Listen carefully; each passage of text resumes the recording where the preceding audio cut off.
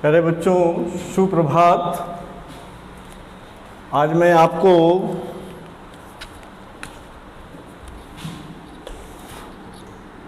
विरोधाभास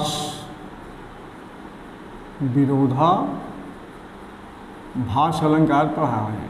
विरोधाभास अलंकार।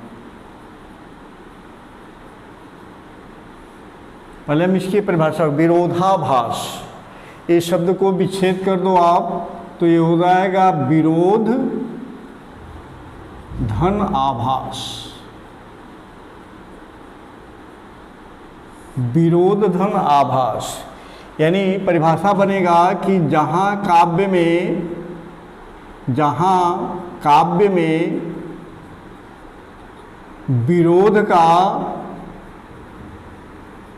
आभास हो, यानी केवल आभास होता है, वास्तव में विरोध नहीं होता है। ठीक, जहाँ पर काव्य में विरोध का आभास हो, वास्तविक विरोध न हो, ब्रैकेट में कर सकते हैं, वास्तविक विरोध न हो,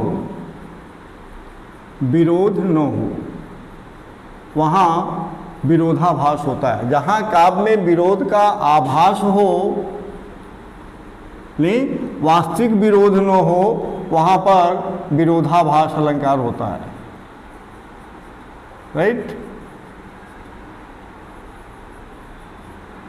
अब इसको पहचानने की जो बात है, पहचानने का जो मेन ट्रिक है वह ये है कि दो विरोधी शब्द साथ साथ आएंगे।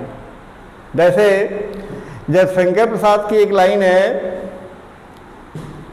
जयशंकर प्रसाद की है, आंसू से है, शीतल ज्वाला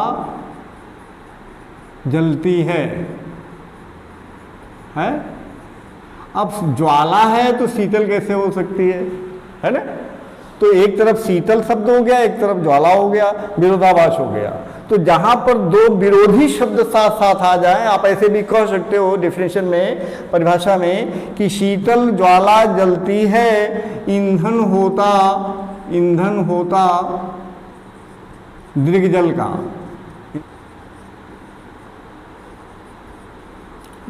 का।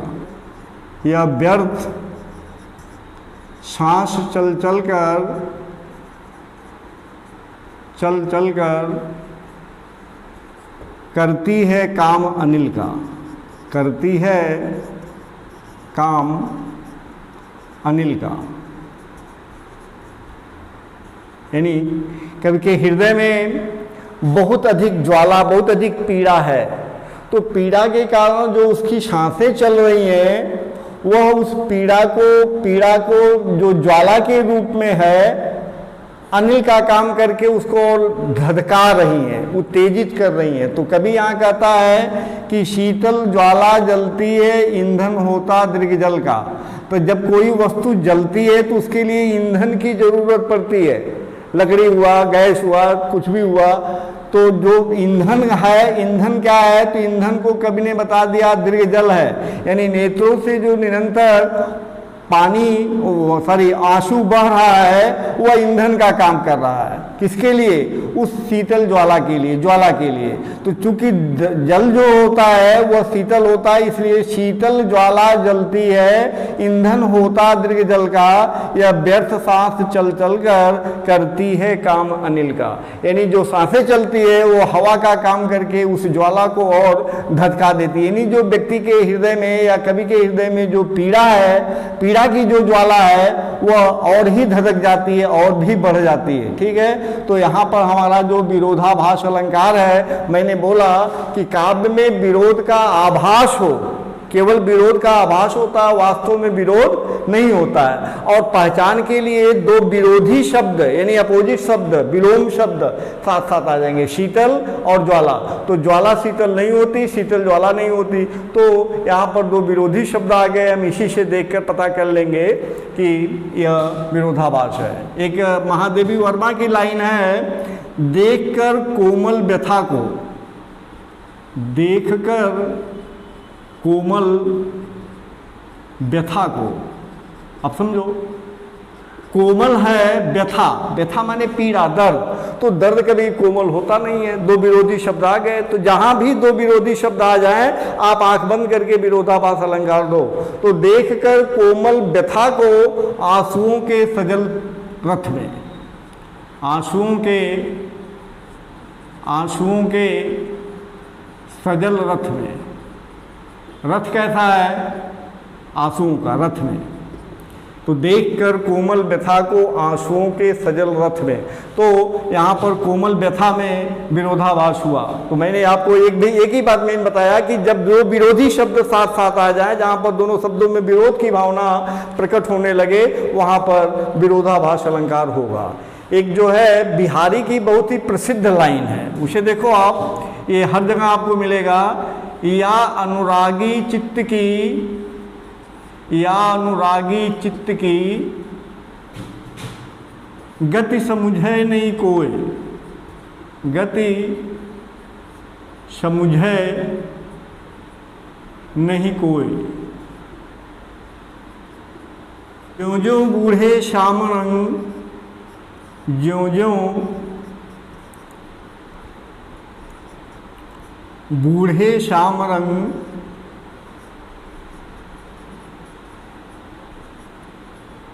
त्यों त्यों उज्ज्वल होए, त्यों त्यों उज्ज्वल होए है। अब यहां देखो, अब या अनुरागी चित्त की गति समझे नहीं कोई, यह चित्त में यदि अनुराग की भावना उत्पन्न हो गई, चित्त में, मन में यदि अनुराग की भावना उत्पन्न हो गई तो इसकी गति को कोई समझ नहीं सकता। कैसा अनुराग? तो ज्यों ज्यों बूढ़े श्याम रंग, जैसे जैसे श्याम माने होता है काला, काले रंग में कोई वस्तु डूबता है त्यों त्यों उज्ज्वल हो। तो देख लो यहाँ पर काला का विरोध हो गया, काला का अपोजिट या विलोम शब्द हो गया उज्ज्वल, उज्ज्वल। तो दो विरोधी शब्द आएंगे, मैंने आपको मेन पॉइंट बताया कि दो विरोधी शब्द आ रहे हैं तो आप सीधे सीधे वहां पर विरोधाभास अलंकार बोलो।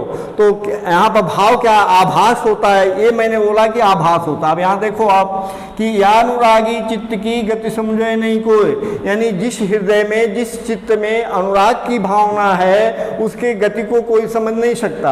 क्यों? क्योंकि ज्यों ज्यों बूढ़े श्याम रंग, ज्यों ज्यों वो काले रंग में डूबता है त्यों त्यों उज्ज्वल होता है। तो काले रंग में डूबने का मतलब, काले रंग में डूबने का मतलब कृष्ण के भक्ति में डूबना, कृष्ण की भक्ति में डूबना। जैसे जैसे व्यक्ति का अनुरागी चित्त जो है कृष्ण की भक्ति में डूबता जाएगा, वैसे वैसे उसके मन की कलुषित भावनाएं नष्ट हो जाएंगी, कलुषित भावनाएं नष्ट हो जाएंगी और उसका मन जो है उज्ज्वल हो जाएगा। कलुषित भावनाएं नष्ट हो जाती हैं और उसका मन जो है उज्ज्वल हो जाता है। ठीक?